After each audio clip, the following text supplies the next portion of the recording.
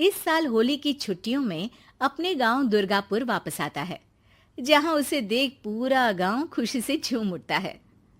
जब गया था तब इतना सा था और अब देखो कितना बड़ा हो गया है।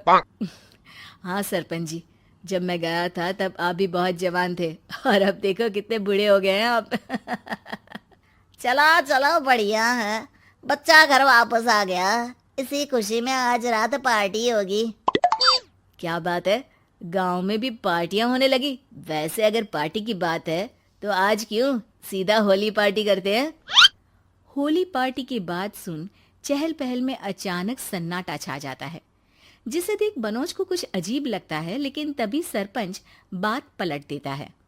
अब बहुत देर हो गई, चलो सब अपने घर चलो, पार्टी के बारे में कल सोचेंगे। मनोज भी मम्मी पापा के साथ घर आ जाता है, पर होली पार्टी और उस पर पूरे गांव की खामोशी वाली बात अभी तक उसके जहन से निकलती नहीं। पापा, होली पार्टी की बात पर सब चुप क्यों हो गए थे। अरे होगी उनकी कोई अपनी बात। मुझे गांव की पंचायत ही थोड़ी पता है। थक गया हूँ, चलो सो जाते हैं, कल बात करते हैं। पापा की बात मानते हुए मनोज भी सोने चला जाता है। आज तो छुपा लिया, लेकिन हफ्ते बाद जब होली का दिन आएगा तब इसे कैसे रोकोगे।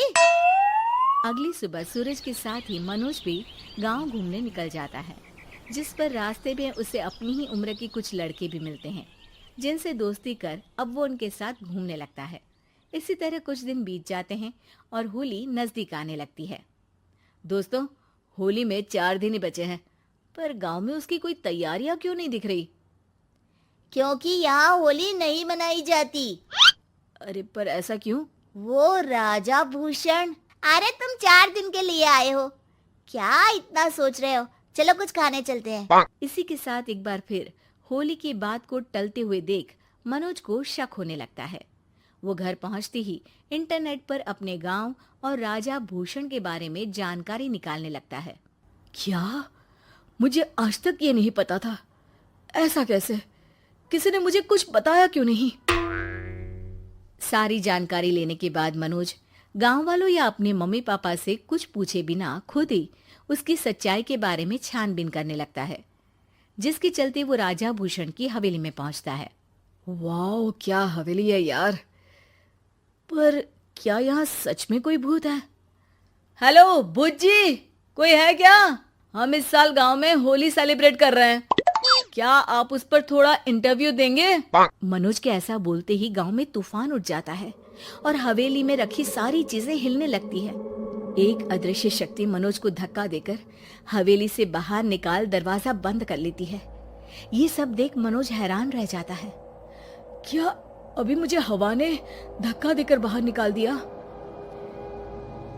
मेरे होते हुए इस गांव में कभी होली नहीं मन सकती, इसलिए दोबारा ऐसी कोशिश भी मत करना, अंजाम बुरा होगा। आवाज सुन मनोज हैरानी से इधर उधर देखने लगता है, पर उसे कोई दिखाई नहीं देता।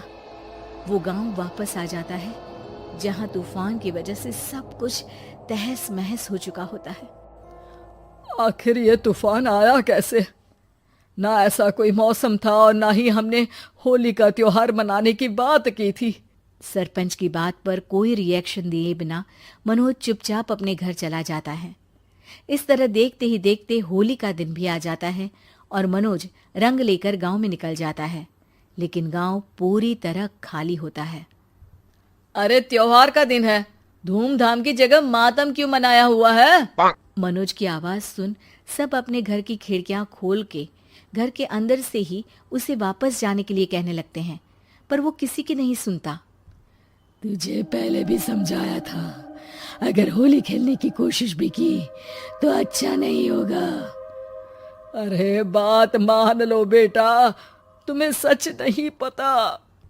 मुझे सब पता है। सालों पहले इस राजा ने एक अंधविश्वास फैलाया और आप लोग आज तक उसे मानते आ रहे हो। अरे बेटा, जब तुम पैदा भी नहीं हुए थे उससे भी बहुत पहले से इस गांव पर होली का श्राप है। अगर गांव में होली का त्योहार मनाया जाता है तो प्रलय आना पक्की बात होती है। राजा भूषण इस सब में नहीं मानते थे और त्योहार मनाने लगे, जिसके चलते होली वाले ही दिन पहले उनके बेटे की और फिर उनकी मृत्यु हो गई।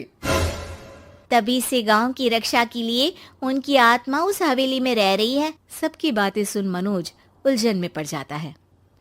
सोचना भी मत मनोज, अगर तुमने इस परंपरा को तोड़ने की कोशिश भी की तो उसका परिणाम इस गांव और गांव के लोगों के लिए अच्छा नहीं होगा। मुझे भी यकीन नहीं हो रहा कि आप लोग एक बेतुकी बात को मानकर सालों से रंगों के त्योहार को मातम की तरह मनाते आ रहे हो।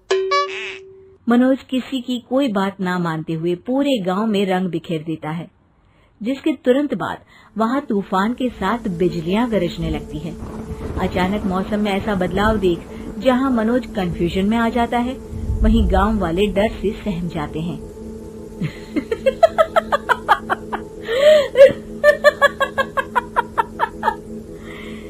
इस लड़के ने हमारे जैसे सिर्फ अपने स्वार्थ के लिए नहीं बल्कि पूरे गांव की खुशियों के लिए यहाँ होली मनाई है, जिस वजह से अब इस गांव पर होली का श्राप टूटता है। ऐसा बोलकर राजा का भूत वहां से गायब हो जाता है, जिसके बाद गांव के लोग धूमधाम से होली मनाते हैं। खुशियों के रंग गांव में बिखरे ही होते हैं कि अगली सुबह अचानक मनोज कहीं गायब हो जाता है।